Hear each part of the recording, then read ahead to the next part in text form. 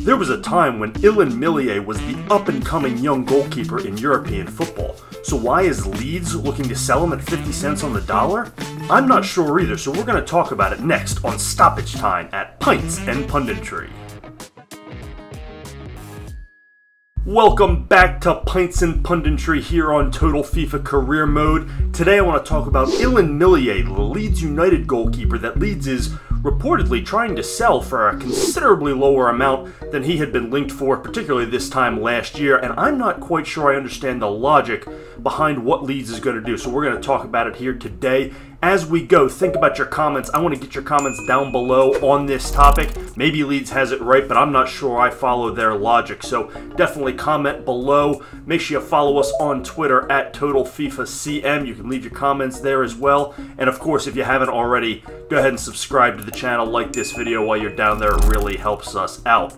So Leeds United, who has since been relegated down to the championship level after a really disappointing Premier League season last year, is now putting their head goalkeeper Illan Meslier, who was benched at the end of last year's disappointing campaign, on the transfer market for what is reportedly around 20 to 25 million pounds, which is about half of what he was thought to be going for this time last year. After they were coming off of a decent season, they survived relegation, and he was, at the time, 22, now 23, and he was the up-and-coming goalkeeper in the Premier League and in European football. He was the head goalkeeper, the #1 goalkeeper on the French under-21 team, and he was thought in those circles as the eventual successor to Hugo Lloris. He's of that caliber, or at least he was thought of as that caliber, but he had a really disappointing season for Leeds, and it's not that anybody's really going to argue with that. He was not as good as they had hoped. He did not take the steps forward that they have hoped, but my question is,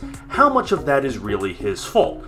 It's no secret that Leeds United was a complete mess last year. They went through 3 different coaches, they had a whole bunch of different systems, and they just played terribly from start to finish. They were, under Jesse Marsch, a very attacking, oriented team, and that does not bode well for the goalkeeper, who then can be, left hanging and left stranded as they get caught out of position.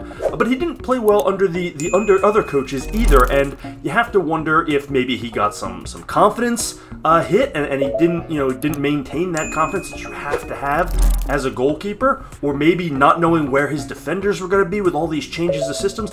I don't know. I'm making some excuses for him, but given how bad Leeds was, it's hard to put all of the blame on any one player for having a bad season for Leeds, because they were just such a mess. So even though he took a step back, you have to wonder if it was completely his fault. That said, even if it was, I don't quite understand the concept and the logic behind selling him for 50 cents on the dollar right now. You're going to end up selling him for about half of what you could have received a year ago. Now, you missed that boat, so there's nothing you can do about that now, but it does make you wonder if they're selling on the cheap and they wouldn't be better off keeping him. Even after taking a step back, first of all, the potential was still there. So, coach your guy up and help him get back to what you thought he was going to be. This was not a guy who had no potential. This was a guy who everyone thought was going to be the next big thing. So figure out what went wrong and how to get him there. But even if he's not going to be the goalkeeper that everybody thought he was going to be,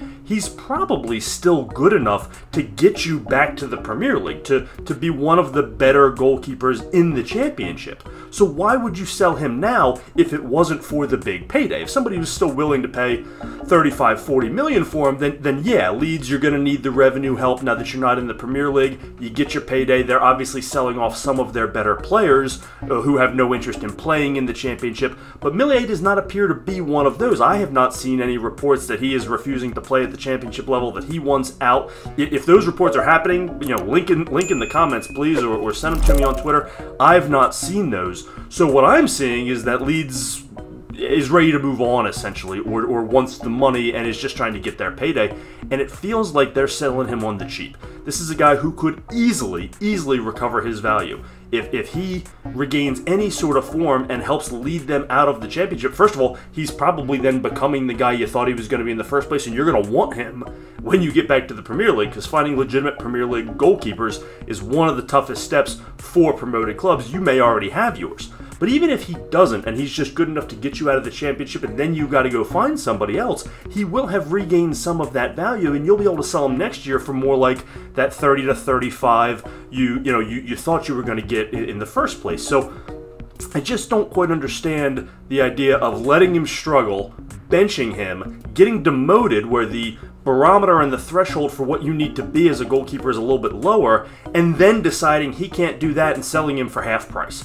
That doesn't seem like it's a win for Leeds, unless they've just decided he was our number one and now he's not and we got to get him out of here. But again, I've not heard any complaints from him. I've not seen read any complaints that he wants out, that he refuses to play, or that he's a locker room problem of any kind. So if those things are happening and I've missed it, then please comment below. But if it's not for that, I don't understand getting rid of him. He is definitely still young, talented, has potential, and is a good enough keeper to help get Leeds promoted out of the championship. So knowing that, and knowing you've got to replace him, I don't understand why you would sell him at half price and then lose all that value that you once had, when it would be so easy to regain some of that and sell him later, or possibly let him develop into the guy you thought he was all along.